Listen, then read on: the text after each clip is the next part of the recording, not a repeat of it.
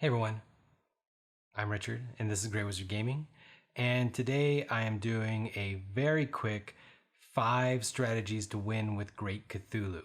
And the idea here is you're coming back to playing the faction after a while and you just need a quick guide to kind of help you get ahead with the faction. And I'm going to be doing these for each of the factions.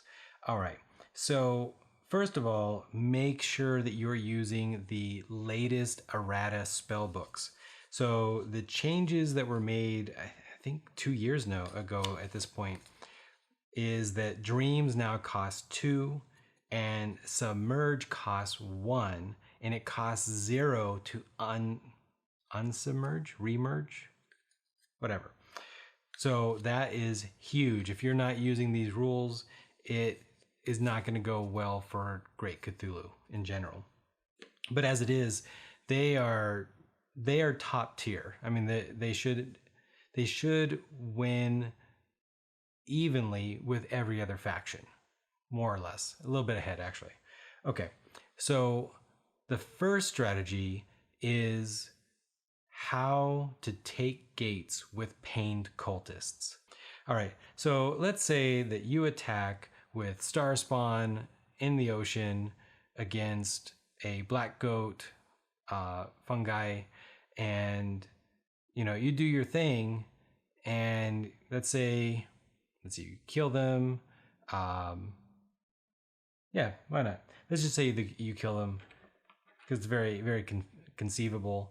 But black goat pulls in some ghouls, and that pains everybody at that point. Okay, so the problem here, of course, you've got the you've got the crawling chaos here, and crawling chaos uses madness to control where pained units go. Let's say that star spawned, they probably died. Let's say that they wouldn't have died. They just paint. That's fine. So you would normally, retreat back somewhere, maybe Central America, maybe you'd retreat to Arctic Ocean. I don't know.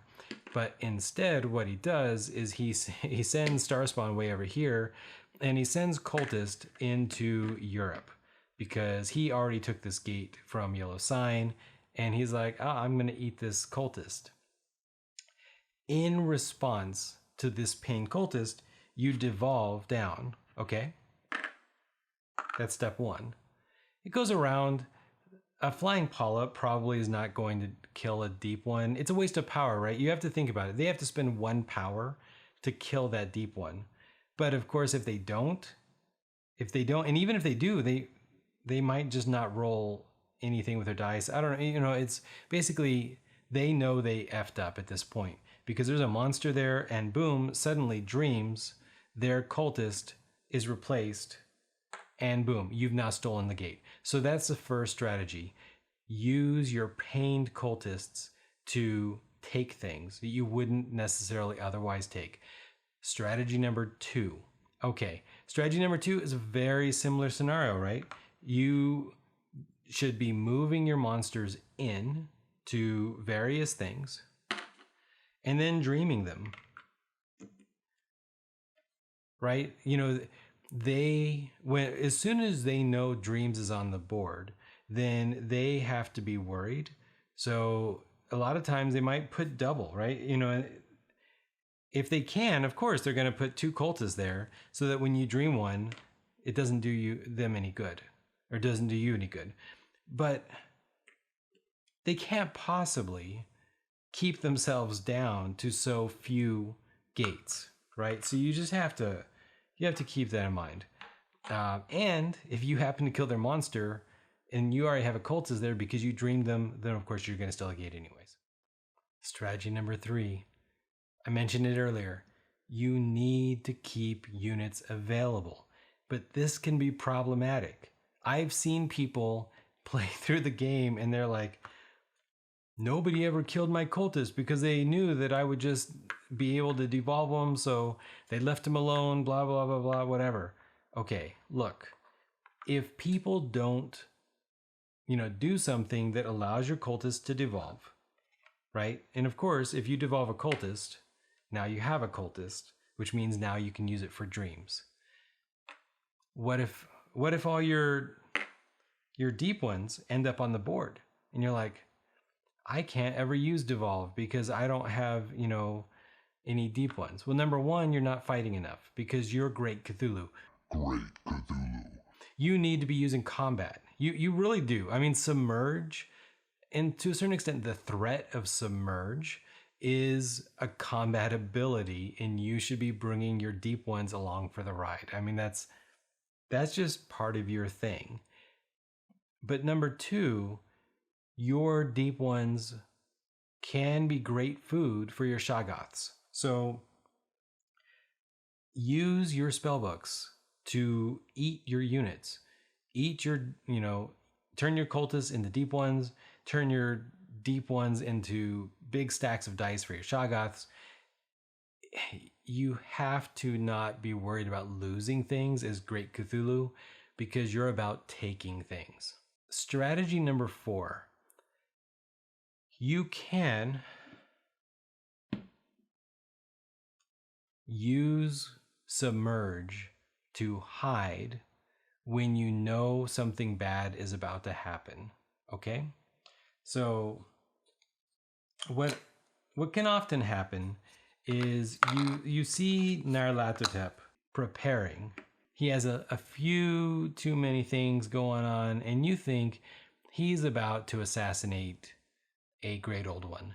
And you know that that's their thing. I mean, that's how he gets more stuff, is by attacking and hopefully killing great old ones. If you see Nyarlathotep preparing for something like that, submerge. You've got to be, you've got to be in their mind. You've got to be predicting what they're doing and submerging at the right time, even if you didn't want to do it quite yet, even if you were like, I don't know. It's almost never a bad time to submerge. It really isn't, because you can always just unsubmerge for 0 power. So submerge whenever something crazy is about to happen, and they won't want to wait. There's no way Crawling Chaos is just going to be like, I guess that I just won't activate Harbinger. It's okay. No, he's still going to, do something. I don't know. 1, 2, yeah. So he's still going to do something. He's still going to attack. It's going to happen. And I don't know, probably. He just has no choice. He has to keep moving. And so then once you realize you're relatively safe, and you got to be watching their power, guys. You watch their power. When you think you're safe, boom, you unsubmerge.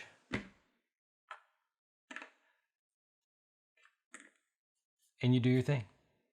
Strategy number 5. I think you should probably stop at 4 gates.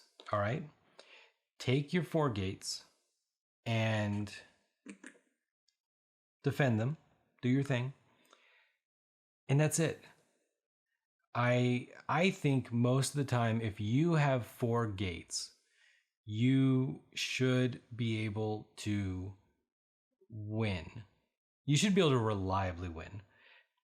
Now, in a perfect world, your 4 gates would be effectively on the land because you get more stuff, right? Once you get your spellbook for 3 gates in the ocean or 4 gates in the ocean that even other people control, you're done. Let them have the ocean because you get more power by them being there. So that's my opinion. 4 gates is enough to give you 4 points per turn, or 8 points if you're doing a ritual, plus an elder sign. And remember, you're getting an elder sign for your first spellbook. You're getting an elder sign for your last spellbook. You're getting an elder sign for Great Cthulhu. If you summon Cthulhu a couple times, you get an elder sign each of those times. You want to do Rituals of Annihilation. It's just a little bit of an extra boost. Get 4, hold 4, have an army in the waves, waiting to retaliate at anybody who dares to attack your places. If somebody leaves something open, sometimes it can be helpful to dreams just to basically force them to take it back. But oftentimes you can just threaten. That's enough.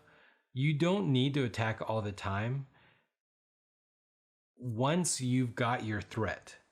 Because between Starspawn, who can take 2 hits, and between Shoggoths, who just can rack the board with tons of dice, you have a lot. But at the end of the game, you don't have so much.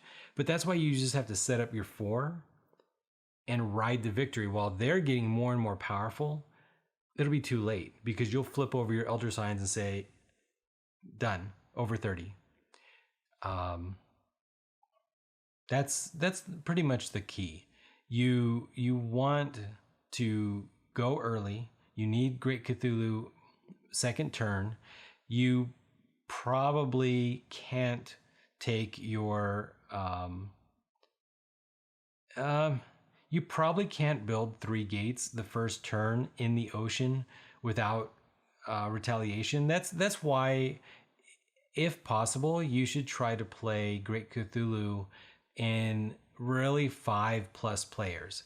5+ players, you have the most numbers of oceans at that point, and more oceans means it's more likely people are going to build in the ocean, and at some point you will have an unnatural curve of power. Early games, 3-player games, 4-player games, you just, even if everybody occupies every ocean spot, you're not going to get as much power, so you're not going to be able to build up as much. So there you go. That was 5 strategies plus some random tips. And with that, I'd like to get your tips down below in the comments, and let's help each other out. Let's play better games, and bye guys.